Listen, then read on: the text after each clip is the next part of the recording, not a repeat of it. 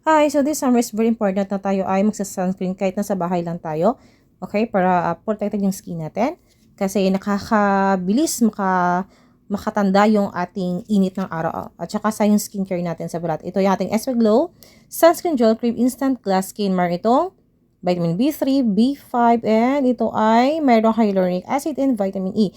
Ito ay nakaka-glow ng skin natin kasi nagbibigay ito ng pinkish glow sa skin natin. And mas maganda guys kapag gagamit kayo nito is will moisturize yung skin mo para maganda yung dapat ng ating sunscreen sa ating balat. Okay, mas ma-appreciate mo kasi yung magandang lapat nito kapag will moisturize yung skin mo. And ang isa pa sa nagustuhan ko dito is hindi mo na talaga kailangan magpulbo. Okay? And then pag nagpawis ka, hindi nakaka-glass skin siya, okay, pag pinawisan ka, okay?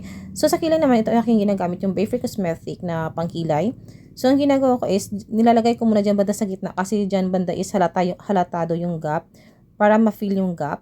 And then, later na dyan sa unahan, okay? So, ayan siya. Very natural lang talaga siya tingnan.